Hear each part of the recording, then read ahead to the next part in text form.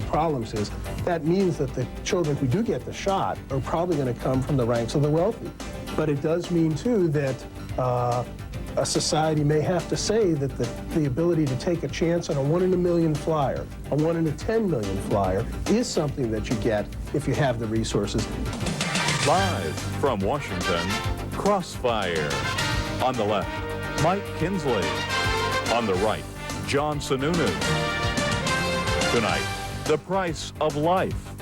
In the Crossfire, Father Kevin Wiles of the Kennedy Institute of Ethics at Georgetown University. And in Chicago, Dr. Mark Siegler, director of the McLean Center for Medical Ethics at the University of Chicago. Good evening. Welcome to Crossfire. Amy and Angela Lakeberg were born almost 1 year ago. Siamese twins sharing a deformed heart and liver.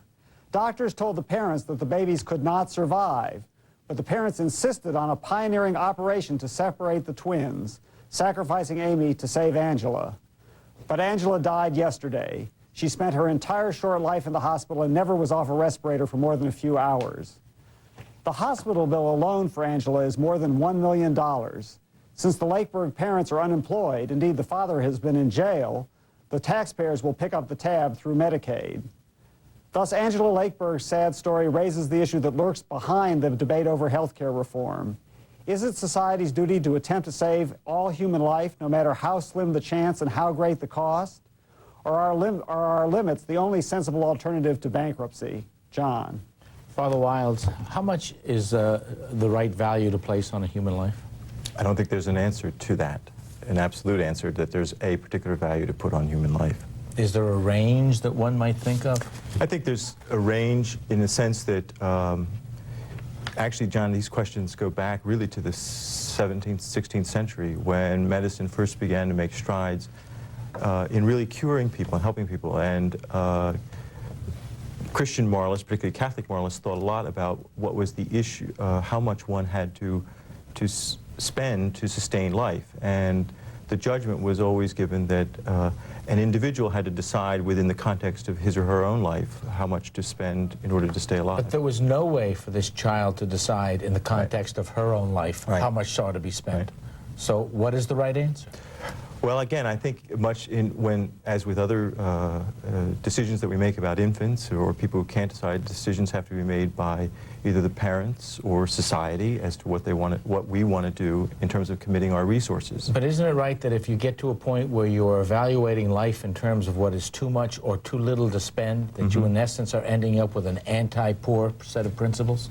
I don't think it's necessarily an anti-poor set of principles. I think it's important to realize that every decision, a positive decision to save this life of this child, Angela, or anyone, is also a decision to not do some other things as well.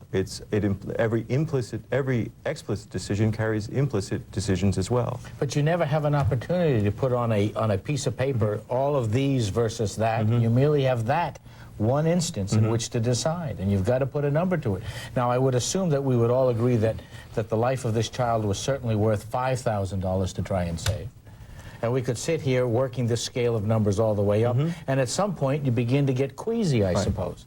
What point do you begin to get queasy in this case? Well, I think, again, the question about is there an absolute answer in terms of some type of objective answer that perhaps there is, and that's for God to know, I think. But somebody who has to make a decision has to have an objective answer. And I'm going to say that you have to, I think, the tradition, certainly in Catholic moral theology, about ordinary and extraordinary means has always been that the decision is situated within the context of the individual person, within their culture, at a particular time. Let me ask Dr. Siegler John's question the other way around. It'd be very nice to think that human life is priceless, but can any society, even ours, the richest society on earth, afford to say that we will spend any amount of money on any chance, however slim, to save a human life?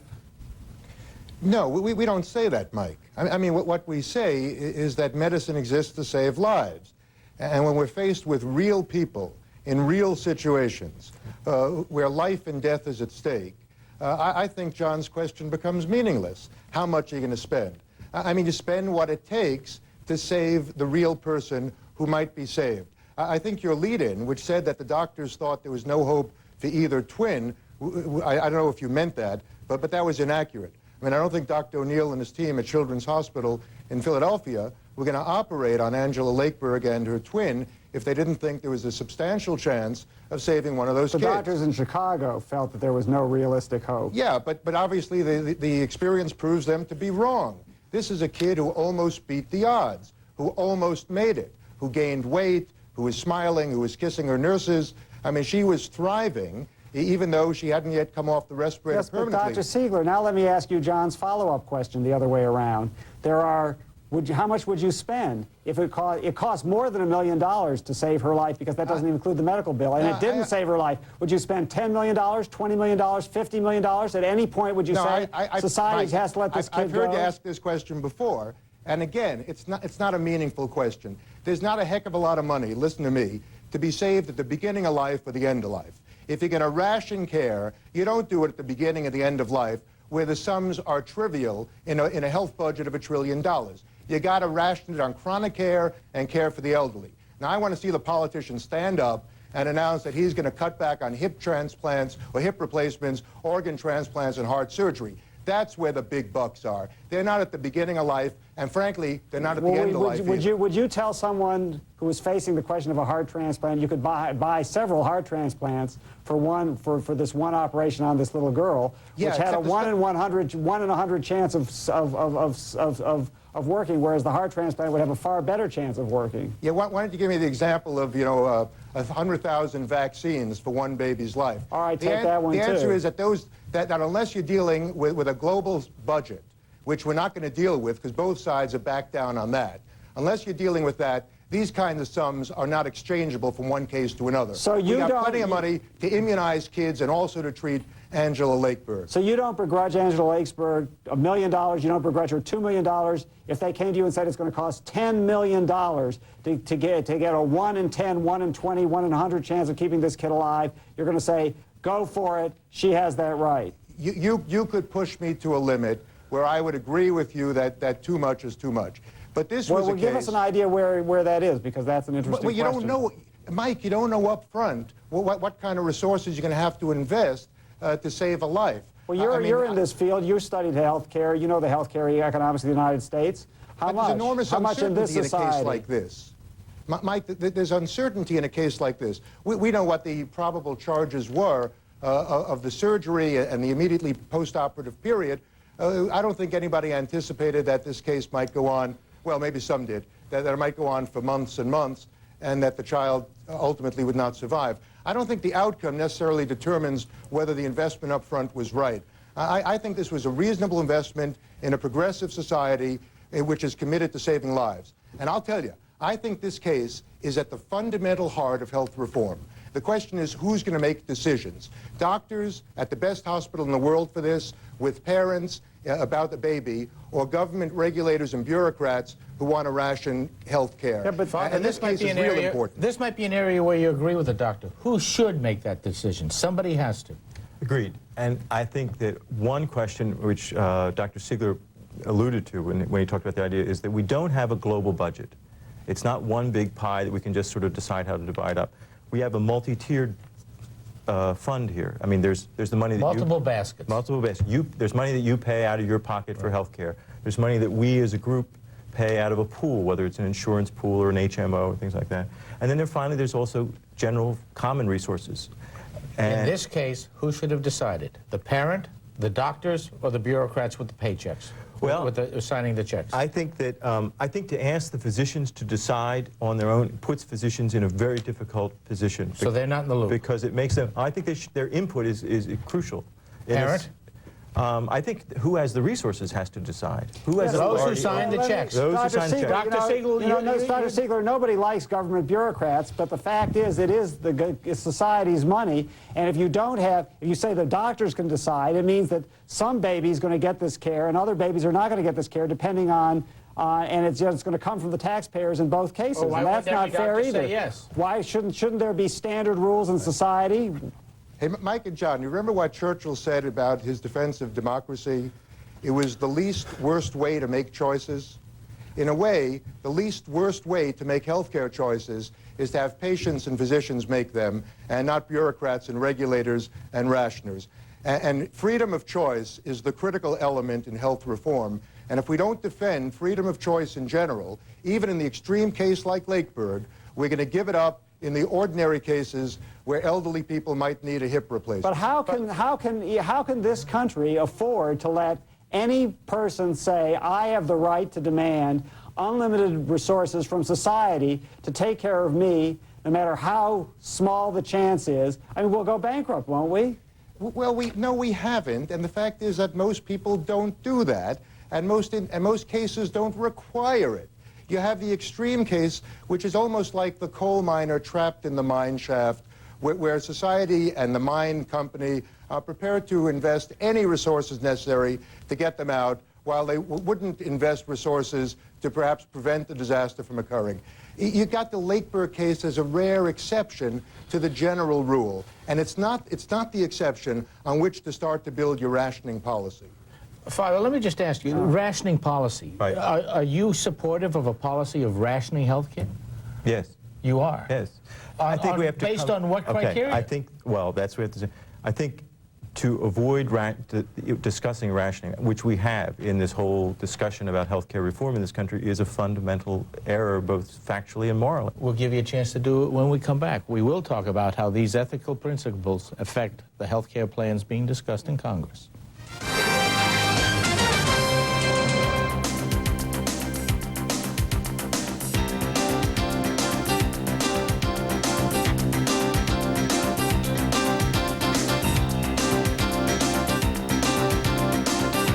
Today on Hotel Views, we join an average American family in search of this summer's best values. Are we there yet? No. Are we there yet? No. Are we there yet? No. Follow the Simpsons to Ramada, where you'll find free Simpsons fun stuff for the kids all summer long. Are we there yet? No. Are we there yet? No. Are we there yet? And with every stay at Ramada, you get discounts on great Simpsons merchandise. Are we there yet? No. Are we there yet? No. Are we there yet? Yes, for family fun and great summer values, Ramada's in. Call 1-800-2-RAMADA for reservations today. We're here, Homer. Too many children in this nation are being held prisoner. Their captors are fear and violence. Their playgrounds are no place to play in. As a parent, I want this violence to stop. As your president, I'm committed to ending it. We must strengthen our families, neighborhoods, and communities. We must give our children a future. We must take away their fear and give them hope. Do something now. Call 1-800-WE-PREVENT. We must give our children back their childhood. Working together, we can. Ashley Day Cake doesn't know how cystic fibrosis will affect her life. But Roger Eccles does. He's a pharmaceutical company researcher who helped develop a new medicine to help children like Ashley with cystic fibrosis. There's no cure yet, but Dr. Eccles is searching for one as if his life depended on it. Because for people like Ashley, it really does.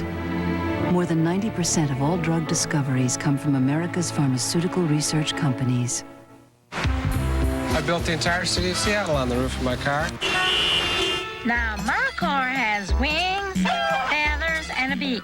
A little glue, a few seeds, just add water, and voila! It's not what you add on to our car that makes it more fun. It's what you take off. The Del Sol from Honda. Right now, your Honda dealer is offering attractive lease rates on the Del Sol S. Hello, I'm Susan Rook. At the top of the hour on Prime News, we'll find out which nation qualifies as the world's #1 alcohol-consuming country. An indicted congressman gets to tell it to a judge, and a newborn kitten may already have used up some of its 9 lives. Find out why, along with the day's other news. At the top of the hour, Crossfire continues in a moment. AT&T, MCI, and Sprint are creating confusion in the minds of the public. The customer doesn't know what plan is the right plan. LCI is a very different long-distance phone company. We offer you a very simple, fair, and inexpensive service with technology that's second to none across the state, across the nation, or around the world. We're growing faster than any other company in the business, and they must be coming to us because they believe in us. It started with the idea of giving truckers a better two-way radio system. Then, with a war chest of $3,000, they decided to take on the largest company on Earth. When the smoke cleared, MCI had changed telecommunications forever. Where in today's world do you find such aggressive, fast-growing companies?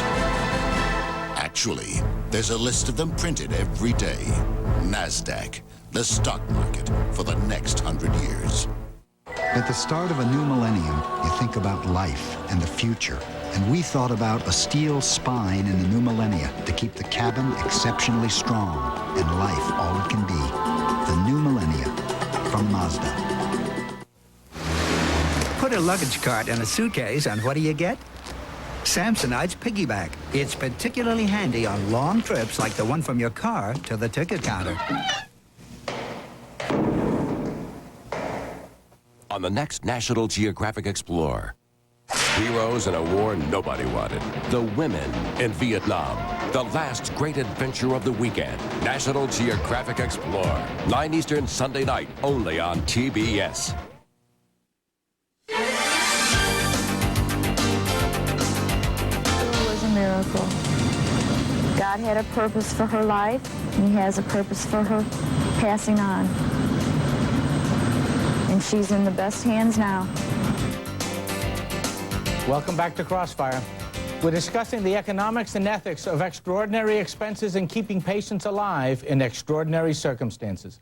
Our guests are Father Kevin Wilds, a Jesuit priest and senior research scholar at the Kennedy Institute of Ethics at Georgetown University, and Dr. Mark Siegler, director of the McLean Center for Medical Ethics at the University of Chicago. Father Wilds, it's your position that Angela Lakeberg should not have gotten this operation. In general, yes. Well, now, supposing the Lakebergs were wealthy and not on Medicaid, supposing they said to the hospital, look, we realize it's a 1 in a million shot, we realize it's experimental, we don't care, we want to pay out of our own pocket $1 million, $2 million to have this operation. Should they be allowed to do it? Well, at first glance, there's no real reason to say no.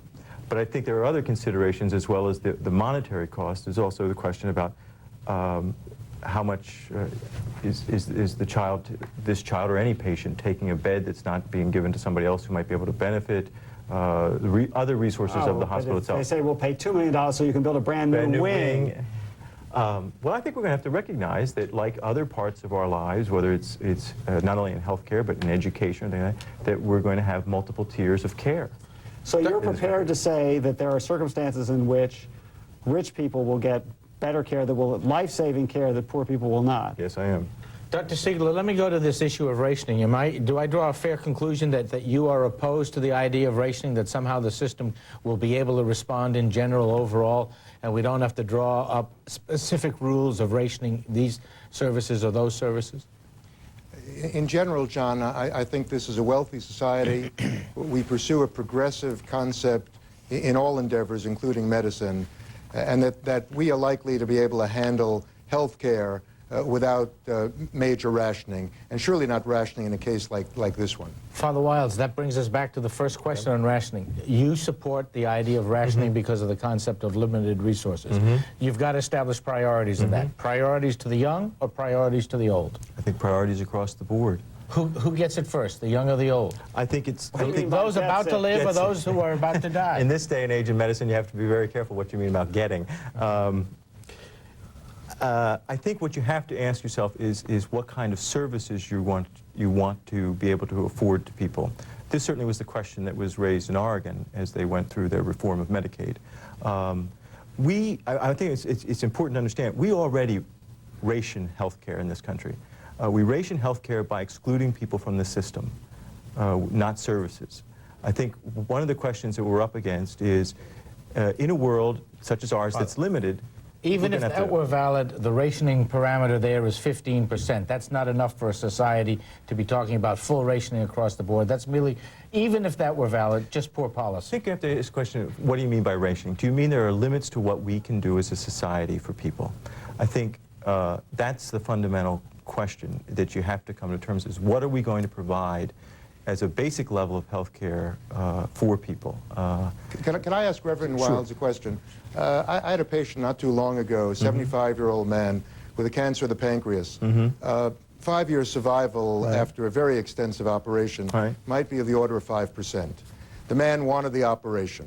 Is that the sort of case in which we should, expensive operation, one of the longest length of stays for any operation that's currently done?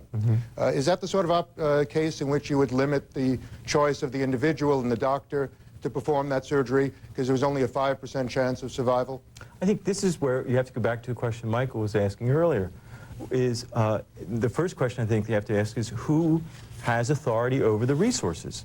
As I said before, as you pointed out, Dr. Siegler, we do not have a single system of resources in this country. We have multiple tiers of resources.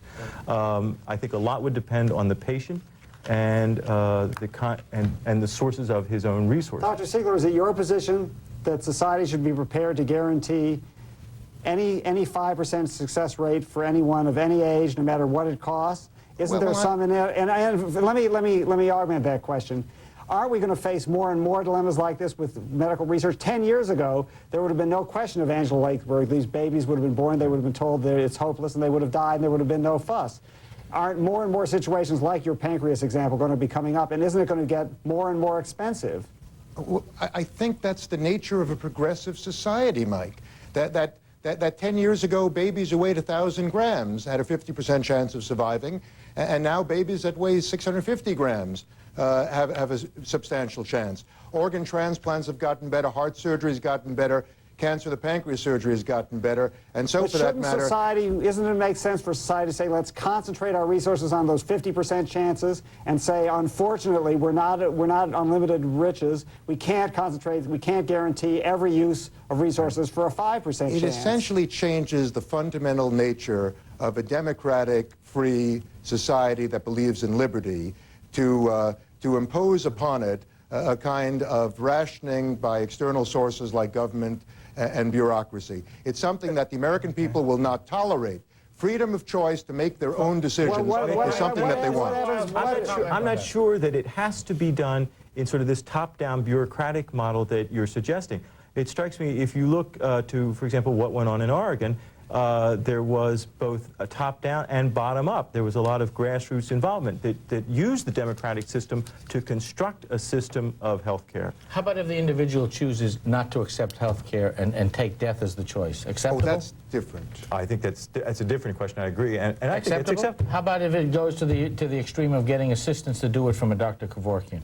Well, there you've raised a very different question, and one in which I certainly have come from a strong moral faith that believes that assisted suicide is wrong. Dr. Siegler, how about the idea of individuals choosing not to have it, and where do you draw the line in having them either assisted or not assisted?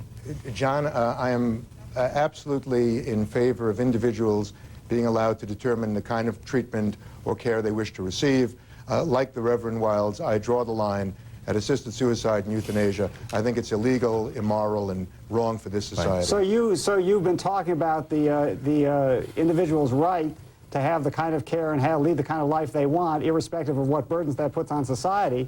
But then when the individual says, yes, what I really want is to end it, and I'm not in a position to do it myself, you're going to say, at that point, society says, no, you can't. There are limits to liberty, Mike. All right, let me ask you something else. Are identifiable lives worth more than unidentifiable lives? We all have, I mean, the Angela Lakeberg we're spending millions on because she's identifiable. You know very well that there are other ways you could save more lives, but they'd be anonymous lives. You wouldn't be able to nail them down. Unquestionably, identifiable lives are far more important in medicine and in the public arena than statistical lives. I mean, this baby, as I say, was a red-haired baby, blue eyes, and weighed 21 pounds and smiled. That makes her different. That makes her different from the kids out there who we don't see, but who we're told about are born with one congenital problem or another. This was a real baby in the public arena, and the doctors were prepared to take care of her. Thanks very much, Dr. Siegler. Thank you, Father Wilds. Thank you. John and I will ration a few extra seconds in just a moment.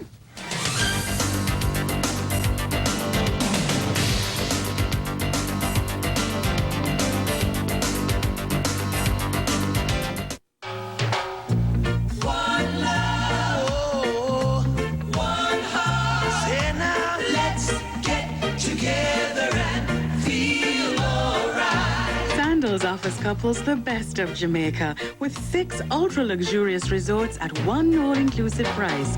So bring the one you love to Sandals and fall in love all over again. Come to Jamaica. For more information, call 1-800-SANDALS. The versatile Ricoh touchscreen copier. For those impressed by its remarkable brain, consider the body. Precision engineered for heavy duty and high volume. Ricoh's obsession with reliability and performance in a whole new class of machine.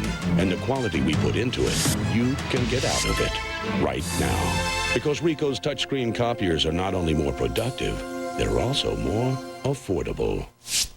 The name to know, Ricoh.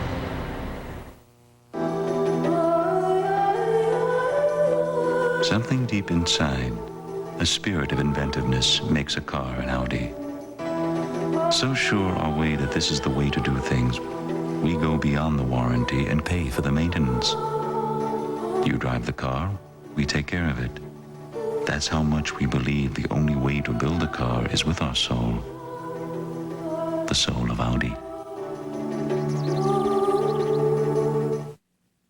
Saturday, he's one of the nation's top Republicans and one of President Clinton's toughest opponents. Congressman Newt Gingrich talks domestic and international issues with CNN's Evans and Novak. 12:30 Eastern Saturday. Some guys like to play golf on Saturday afternoon, Sunday afternoon, but real politicos like to practice their spin. You can watch. On CNN's late edition, Frank Sesno's guests will be Democratic Party Chairman David Wilhelm and Republican Party Chairman Haley Barbour. That's 5 p.m. Eastern Time Sunday on CNN. John? Mike, I thought you were going to ask me a question. I will ask you a question. Do you really believe that it's possible to construct a healthcare system that does not ration care, that tells people society will pay for anything no matter how unlikely it is to work? I think they can have levels of care built into it that is, in essence, an automatic way of taking the resources you have and distributing them the most fair way possible. I think it can be done. These tough decisions like the Angela Lakeberg case have to be made. You can't say what Dr. Seeger said is any amount of money. No, but I do think that you end up with a tug between the doctors saying yes and those signing the check saying no, and the system will work it. On that optimistic note, from the left, I'm Mike Kinsley. Good night for Crossfire. And from the right, I'm John Sununu. Join us again next week for another edition of Crossfire. You're not working this weekend, but it looks like Susan Rook isn't so lucky, and here she is to tell us what's coming up on Prime News. Susan? That's right, Michael. Have a great weekend. Thank you. Coming up in a moment on Prime News, the U.S. tells Americans to get out of Haiti as the Clinton administration tightens the noose on the Caribbean nation. And she says, he says, an Arkansas state trooper tells a different story than Paula Jones, the woman accusing President Clinton of sexual harassment. And the Germans tell the French, c'est la vie, and toast their new heavyweight title. These stories and more coming up on Prime News.